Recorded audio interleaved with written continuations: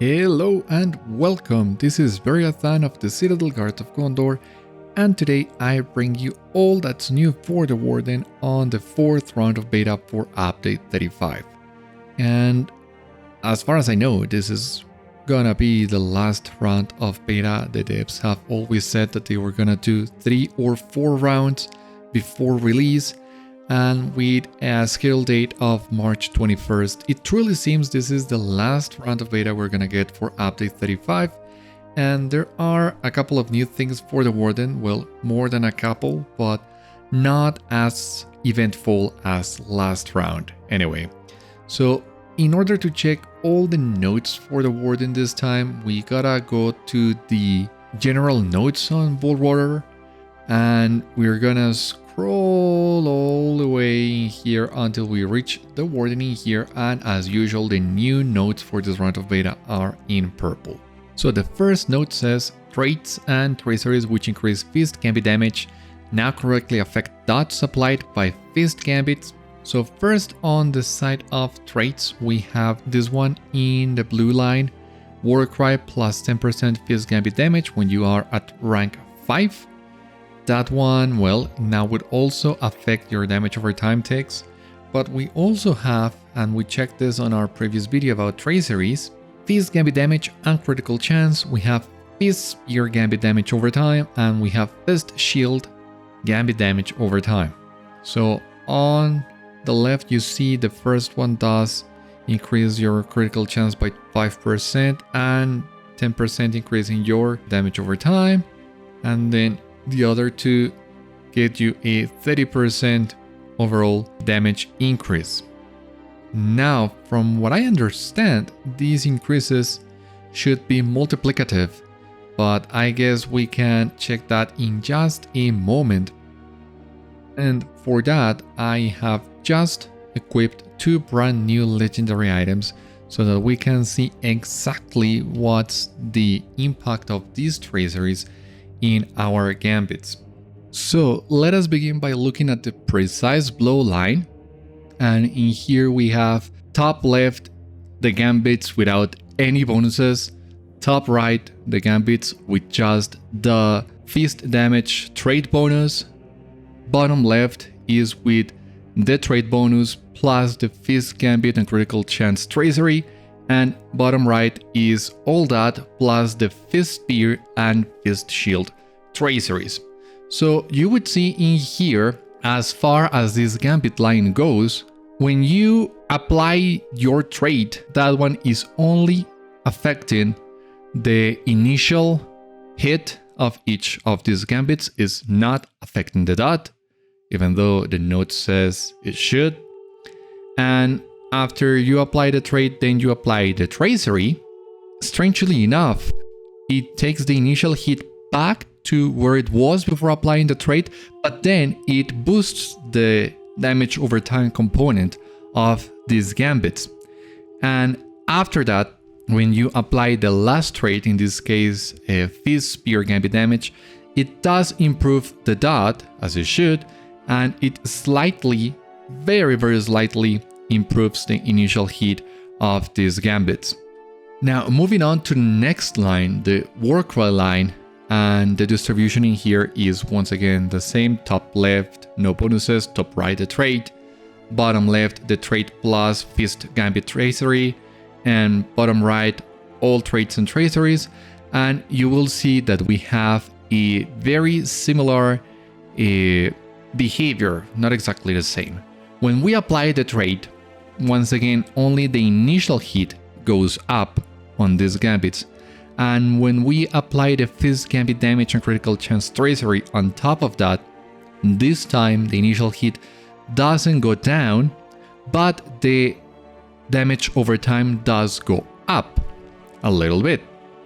And afterwards, when we apply the fist shield gambit damage over time tracery, both go up as well. So the Warcry gambit line is working as intended, is interacting properly with all these traits and traceries, not so much for the precise blow line.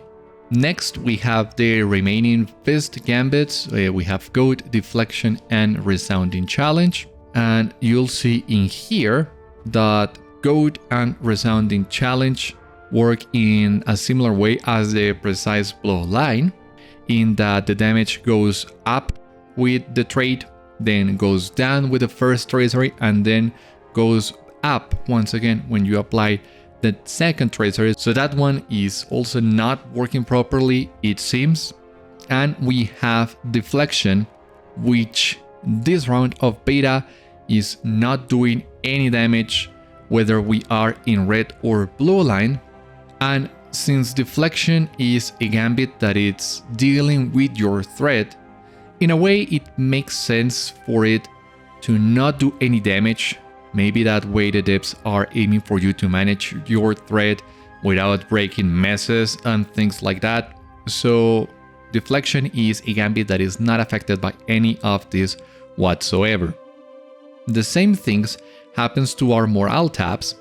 You will see in this picture that they are also not affected at any point by the fist damage traits or traceries, because, well, even though these are fist gambits, well, they are morale tabs, and morale tabs have their own category. Which takes me to the second item on the list. Gambit healing and morale tab potency are reduced from around 5 to 10% less. So for this one, I have equipped the same legendary items as I have on live to have as little difference as possible in terms of gear. So first of all, we can take a look at the Persevere Gambit line plus Conviction, which are, well, our main heals. And you'll see that, yes, the values on all these gambits have been reduced, but, well, the one that has taken the biggest hit is Restoration. Especially the heal over time of Restoration is now not as powerful as it used to be. And we also have the heal of Conviction that also took a pretty big hit in comparison to the other ones. The other three gambits didn't decrease as much, but at least on paper, these heals still seem really powerful. And if memory serves me right, some wardens on Bullroarer were reporting that their heals were still very powerful, especially in 3 months, maybe less so in 6 months and raids, which is reasonable considering the content scaling required for those instances. And that was also the case, if I remember correctly, for the Warden self-heals back in the early days in the level 65-75 cap. That Warden heals were really powerful, maybe a little bit OP for 3 months, but as the instance size got bigger, the self-heals weren't as effective, but still really useful. And once again, that's reasonable. If you want your self-heals to be viable on a raid, that means that they might be a little bit too powerful for 3 months, but that's just the nature of the class and the Gambit system, in my opinion. So yeah, it's been a decrease in potency for all self-heals, but still looking really good to me, if you ask me.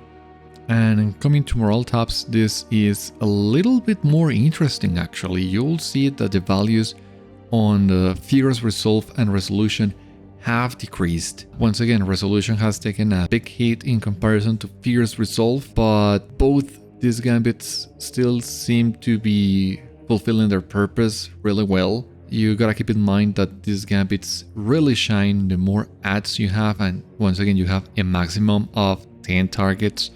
So for Fierce Resolve, that is up to 106k heal, and for Resolution it's 716k heal. That's huge. But what's really interesting in here is that you will see that on the other hand, the values on Exaltation of Battle have actually gone up, at least on the testing I was able to see, and from 21k to 27k. And that is a lot. And once again, if you're able to apply these to the full 10 targets that you can potentially use. That is a heal of almost 280k per tick, so it's still looking really good to me. Once again, the same argument applies for the morale taps as well. They really get the opportunity to shine the more ads you have, and maybe on 3-man and 6-mans you will not get as many ads, but that depends on the instance itself, not the size necessarily. But morale taps are also still looking really powerful, not as much as before, but I think they will still be more than enough for the content that we'll be facing from now on. Next one, we have Offensive Strike no longer suggests that it's a morale tap, and as you see here, the tooltip no longer mentions anything about that, and this has been the case for this gambit since round 1 because the Offensive Strike line was turned into burst damage AoE. But the tooltip was never removed. That has been fixed. This is also the perfect moment to mention something that I forgot on my previous video when I was doing the tanking comparison between live and beta. On live, I was doing the morale tap stacking with Offensive Strike, and I mentioned that at some point that was gonna get away, and I had forgotten that Offensive Strike no longer had a morale tap since round 1 of beta. It's a little bit of a silly mistake, but the point still stands. You can no longer use that strategy when tanking, and this is a perfect opportunity to correct that little mistake I made on the previous video. Next one, we have Rapid Techniques is now only usable in combat. So you see here, the icon for Rapid Techniques is grayed out because, well, we are not in combat. But the moment we engage in combat, well, the skill enables.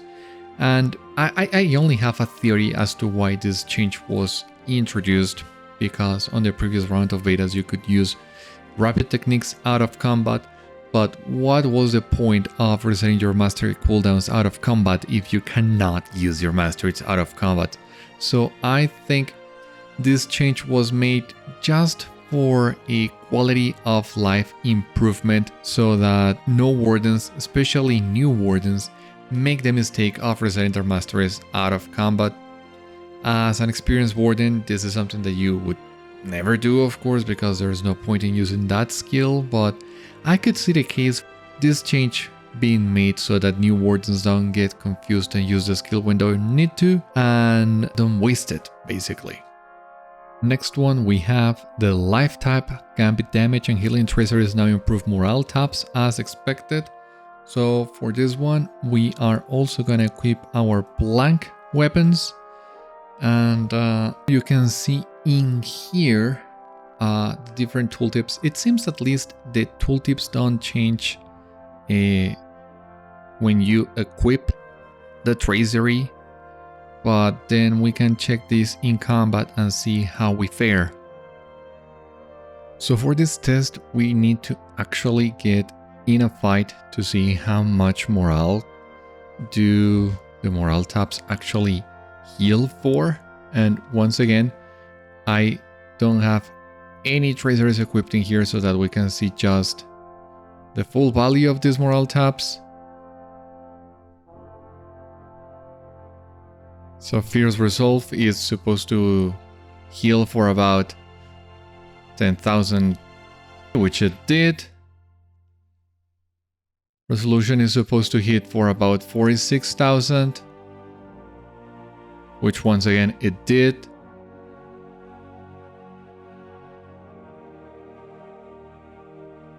And we have Exaltation of Battle, which is supposed to hit for about 30,000, so which it does. So that's the value of the morale taps with no tracery. And now we equip just that tracery.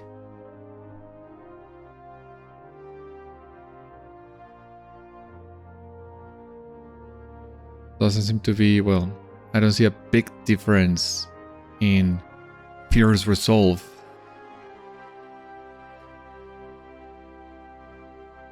Resolution, on the other hand,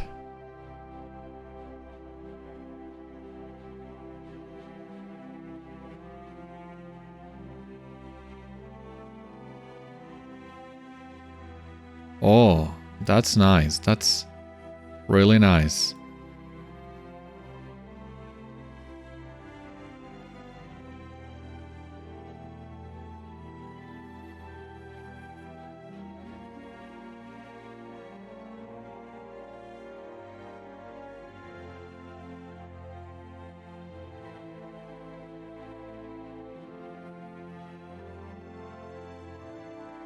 So yeah, the tracery seems to be working. Keep in mind that at least in this particular case is just a 15% increase, so it is really not that much, but it seems to be giving you what it states. So on that hand, we are doing good.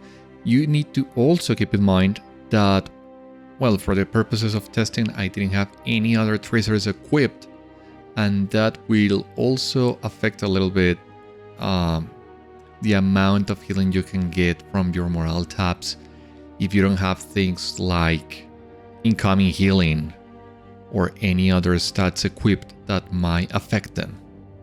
Next one, we have bonuses to spear fist damage, now correctly applied to reversal, adroit maneuver, and Warden's Triumph. So once again, as far as I know, this is only referring to spear fist traceries. And we can see the values for reversal, adroit maneuver, and Warden's Triumph before and after you apply the spear fist tracery. So you see in all cases the damage does go up. This tracery that I have equipped right now is for 30% extra damage. So it does check out. The numbers do seem appropriate for a 30% increase on damage for all these gambits. Next one we have is Stout Axe Wardens now correctly play an animation when using the Warden's Taunt Builder. So for that one, let me jump really quick to a Stout Axe Warden on live, and then we'll compare that one to beta. So here's my Stout Axe on live, and you can see here by targeting the dummy, he just holds his sword in some sort of combat idle position, and we get the animation of the sound waves, but the mouth doesn't move, the hand doesn't move. So yeah, this was missing. You see here how exactly it was missing. It's not something outrageous like the dwarf T-posing every time you scream or something like that, but I can see how this could be distracting to the players on Stout Axe Wardens. So let us check how this has been fixed. Alright, and here we are in beta with our Stout Axe Warden ready to check the animation, the new animation. So let's see.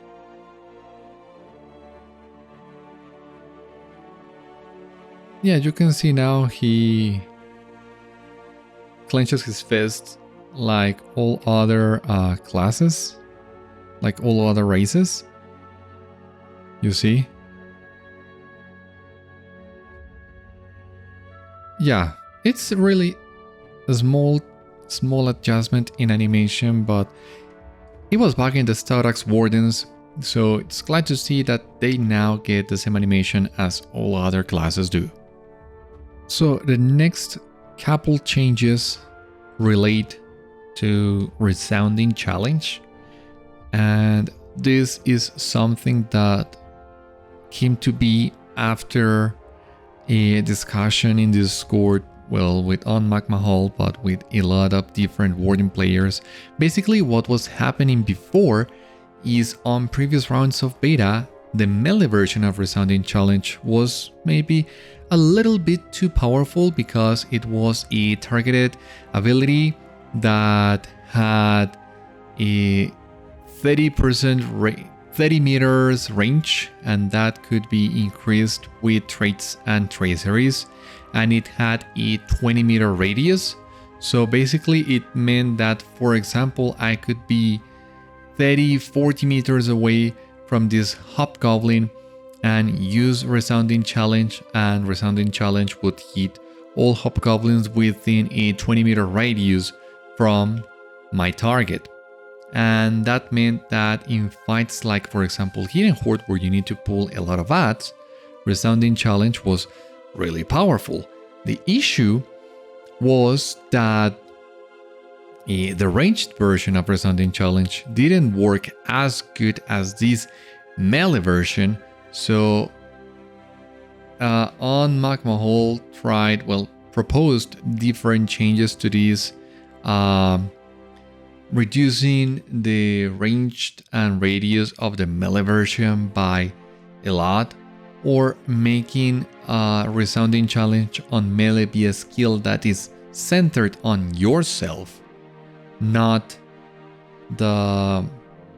your target, and have the penalties to ranged and radius not be as severe. And in the end, that's what the Warden players were most comfortable with.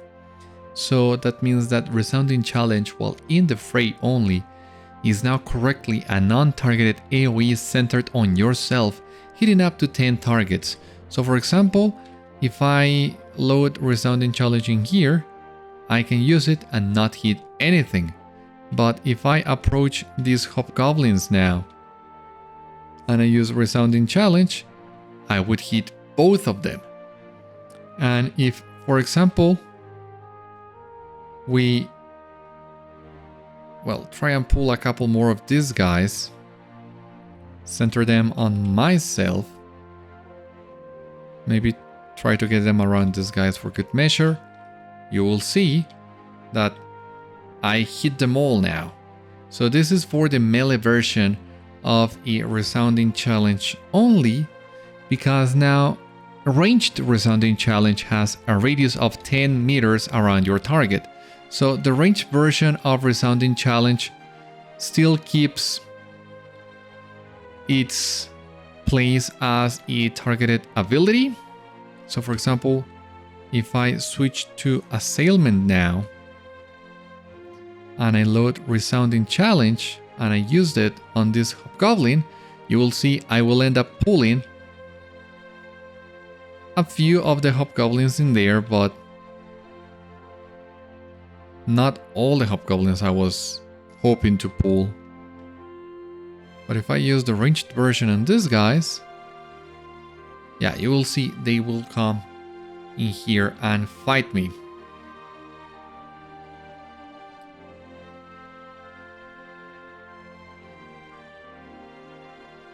So the idea behind this change, it seems, is on one hand, have a Resounding Challenge, the melee version, not be more powerful than the ranged version, because the ranged version, as the name implies, should have an increased range, allowing you to pull enemies from further afar, and that's why the ranged version is still a targeted ability, while the melee version is a target gambit centered on yourself. But that will also come into play with some other changes to Resounding Challenge that we'll be looking at further down the line. In the meantime, here you can see some of the highlights of this conversation I mentioned that happened over on Discord.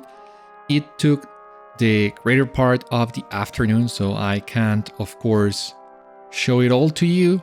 But basically, on Magma Hall acknowledged that the ranged and radius of Resounding Challenge on melee during the previous rounds of beta was a bug, because the melee version with the larger radius was meant to be a self-centered ability, and while the bug was providing good utility, it had the unintended side effect that the ranged version became worse than the melee gambit, even with traits. The radius on the Assailment version was so small that the melee version ended up being better in all scenarios.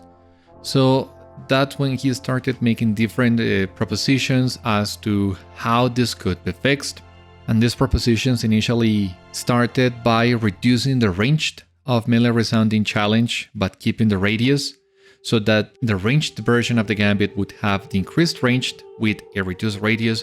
So it was trying to find a compromise in between them both. Here we can see on McMahal confirmed that the intent for this Gambit is to fill the role of threat tool to grab many adds, like the Guardian ability War Chant. That is only for the blue Warden, because on blue line only, Resounding Challenge applies threat over time. It's just that, like all the other threat mechanics in the game, this one is invisible, so there are no tooltips showing it to you, but that's already the intent of the Gambit. So the conversation ended with the conclusion of what we have now. Resounding Challenge on melee becoming a self-centered ability with a 20-meter radius and 10 targets, and the ranged version had a 30-meter base range, a 10-meter radius, and the targeting reduced to 6.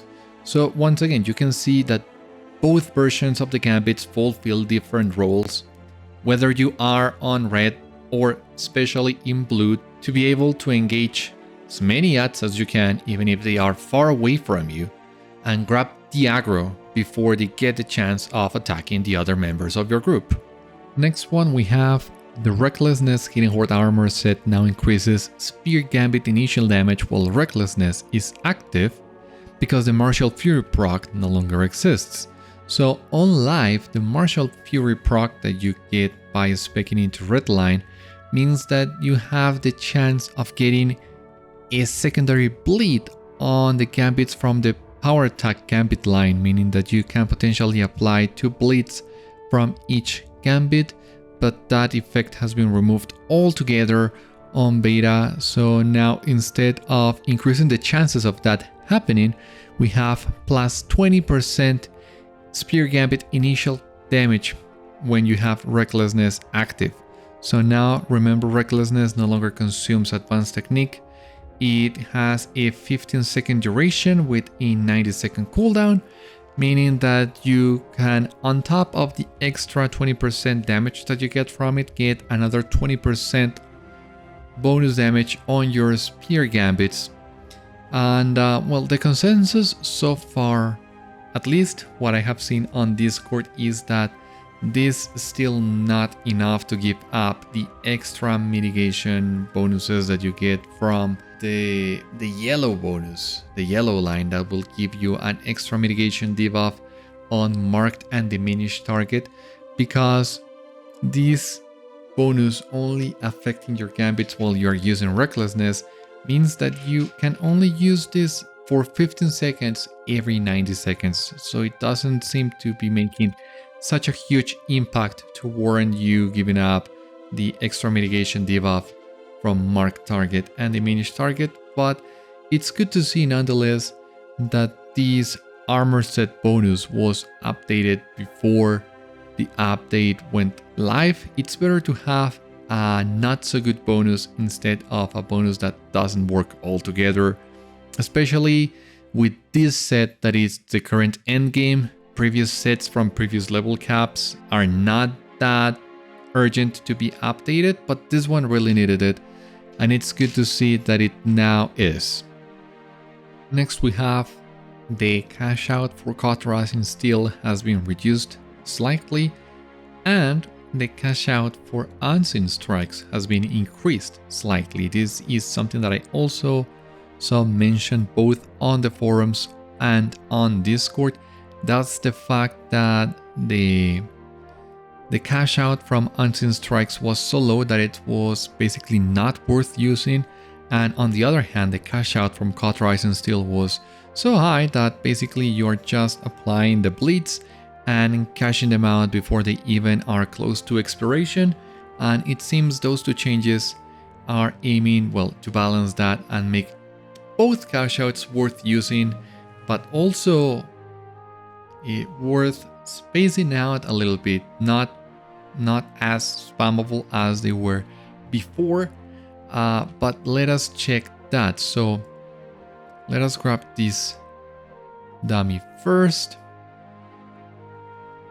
We're gonna apply power attack, a mighty blow, and Unerring Strike. So about a little bit more than 3,000k in bleeds. And if we cash this out with Cauterizing Steel,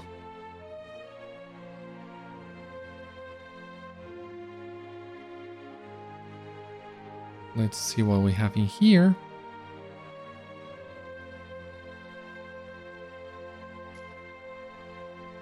We got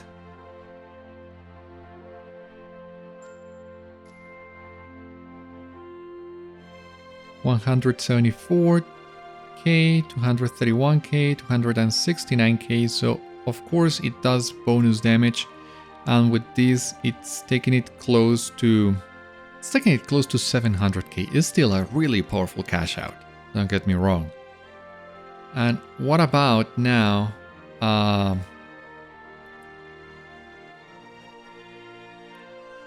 the other cash out? So Warcry, 68k, 90k,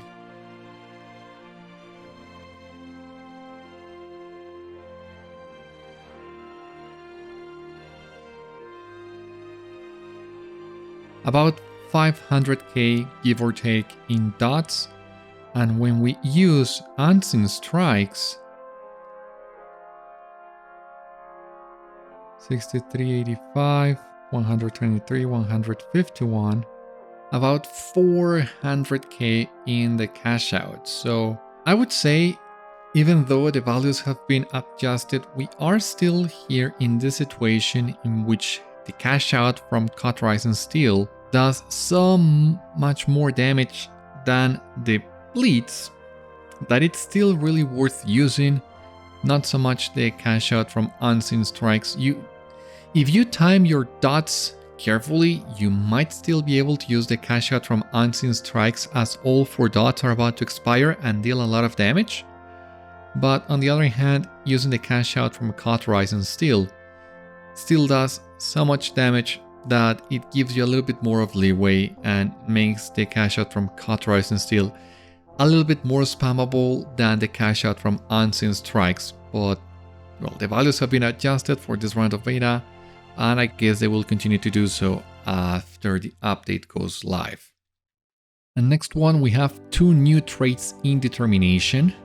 The first one, Redirect Ire, would make Deflection increase your threat rather than reducing it, and each rank will give you extra perceived threat up to an extra 7% from Deflection. And the other one is a trait with only 1 rank that will cause Resounding Challenge to give you threat instead of dealing damage over time. So this was the second part of the feedback to Resounding Challenge given on Discord, because melee wardens were loving the old version of the melee Resounding Challenge because it gives you the ability of pulling up a lot of adds with ease with its long ranged and really big radius, but it also had the potential of breaking up messes. So once again, going back to the Hidden Horde, you could basically get aggro on all adds, but you can also break the mess on the black arrows and well, other kinds of enemies, and that makes the fight tricky.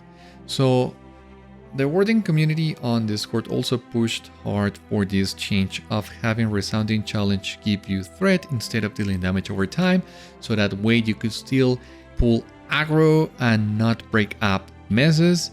And since Resounding Challenge is now centered on you, or provides range depending on your stance, that also gives you the added flexibility of choosing how you want to pull your adds. So for example, we have in here, when you equip these 2 traits, you will get this effect on you, Deflection Threat Up. The Deflection Gambit increases rather than reduces your threat to any enemy's hit.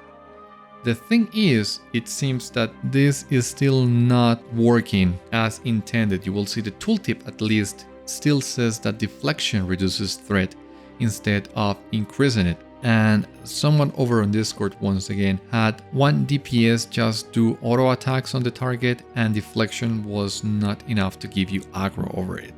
So it seems deflection is not working yet with this new effect, and the same goes to both versions of the resounding challenge in the blue line that are still applying the damage over time instead of the threat over time effect. So it seems there is still work to be done on the new versions of these gambits, but the idea is really exciting, giving you new ways of dealing with threat and getting aggro. And well, from what I understand, Wardens were never struggling with aggro, but this is just another step in bringing us back to the Isengard days. Wardens back in the day were aggro machines. If you wanted, nobody could pull aggro from you, and these two new gambits seem like a step in that direction, because you will have, well, deflection and resounding challenge, plus all the other gambits that give extra aggro that we saw on the previous video, plus we have warning shot and defiant challenge. So there doesn't seem a way for Wardens to lose aggro after this update, and that is also really exciting. That was what made tanking on the Wardens so fun for me back in the day, is just that you could basically pull everything to you, and then it was up to you to see how you would survive that thing. And we have also the tools for surviving big pulls. We have the new Never Surrender, Restorative Shield work, we have advanced techniques to cash out on the free peoples, Desperate Combat, or the Way of the Spear, and we also have our self-heals that, even though have taken a hit, still seem powerful enough to keep us up in most fights. So you ask me, Wardens are looking really sturdy, being able to take a lot of hits and also being able to draw the attention from basically everyone they want. And my god, I cannot wait to try this out on live. Once again, will need to get used to tanking on my Warden once again, so I will most likely just begin with 3-mans, but I'm aiming to get back into tanking raids eventually, and all these changes seem so exciting. I cannot wait to see how that plays out. Now, on the other forum post, the Warden changes and feedback by On Magma Hall, the only change that we have on this round of beta is the mention of these two new traits, Redirect Ire for deflection and Undeniable Challenge for resounding challenge. Now, there is also a noun issue on this round of beta, and that is that Undeniable Challenge wrongly claims that it will give you Defiant Challenge. We have this trait further up the tree, so this is just a bug that has been fixed and that will no longer be present when the update goes live. This is incorrect, has been fixed, so go ahead and ignore it on Bullroarer, because on live that's not gonna be the case. So if that tooltip issue will be fixed, it's my hope that the issues that we saw previously with these traits will also be fixed, so that the tooltips are correct and they also provide you the threat effects that they will. But that takes us to what I think is the last part of this video, and that is some undocumented changes. So first of all, you will see that Warning Shot no longer buffs the enemy, no longer buffs the outgoing damage of your enemies, something that I also mentioned on my previous video that was supposed to be removed, and now it is. So on top of an artwork facelift for Warning Shot, now we see that it no longer buffs the enemy, something that was requested by a lot of people, and that it's now present in here. But on top of that, we also have some extra changes made to traits. So on the determination side of things, you will see that, we already saw the two new traits that we were given this round of beta, but on top of that, we had Bane of Shadow that was on the second line of the blue traits, and this one has now been turned into a utility trait on the yellow tree, and it has been moved on the first line of the yellow tree. I don't remember if I saw this suggestion on the forums or on Discord, But basically the idea behind this is that blue Wardens really don't need that much extra damage, and this trait works better on the yellow tree because that way red Wardens can get the extra damage at a reduced cost. Each rank of this trait now only costs 1 point, and if you are getting the extra damage on blue, it's still gonna cost you 1 point, so it's just a quality of life change for red Wardens more than anything.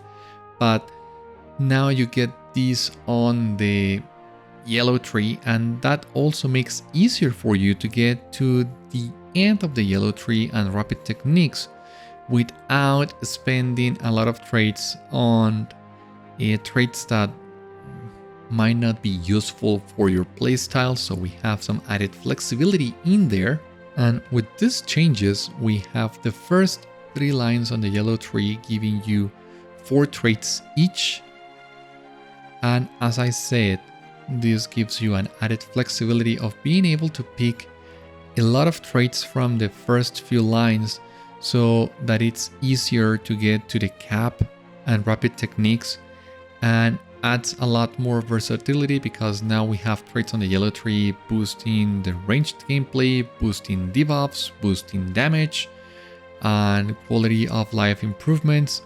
So the red tree is looking really good now, in my opinion. With just this small change, it adds so much for both blue and red Wardens that it's really looking really good. So that seems to be it for the Warden changes on Bullroarer Beta 4. As we have seen, well, just some quality of life improvements for both blue and red Wardens, but all the changes in here make it seem really exciting. So once again, we will also need to be testing this on live. How is Warden DPS faring against all other DPS classes? Because, well, I mentioned on my previous video some players were reporting parses of around 600k, but there are a lot of other players that are reporting parses way below that, and maybe the red Warden needs some fine-tuning still. However, as I was in the middle of editing this video, Dumbuff uploaded his own parse on Beta 4 and he got more than 800k for DPS, and well, he is one of the high parsers for Warden that I know of, so of course he would be performing top of the line. But what I'm trying to say is, I'm not sure if this difference in between his parse and all the others is just a matter of skill or if there is more fine-tuning needed, but I'm inclined to say that it's just a matter of skill and gear. If one player can get it, theoretically all other players can get it. It's just a matter of getting used to the new rotations, the new tools, and maybe improving the gear if needs be, but the potential is there once again.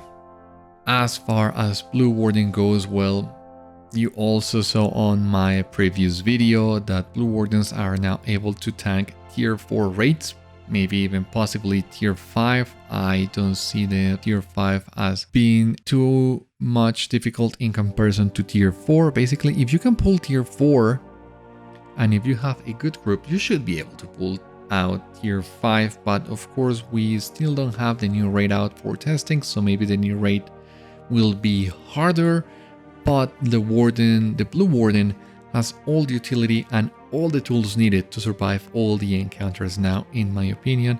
And once again, I'm really excited to try this out for myself and see how far can I go with my tanking now and improving my tanking and hopefully, well, getting into high tier raids. We'll need to wait and see. But this is it for this round of beta, and it seems for the beta overall, as it's most likely we'll get this update released next week, and now we'll need to start practicing and getting familiarized with all these changes on our Wardens. But let me know what you think of all these changes and what you plan to do once this update goes live. For the time being though, this has been all on today's video. Thank you so much for watching. I hope you enjoyed, and I hope to see you on the next one. Until then, my friends, stay safe, take care, good luck to you all, and I will see you later.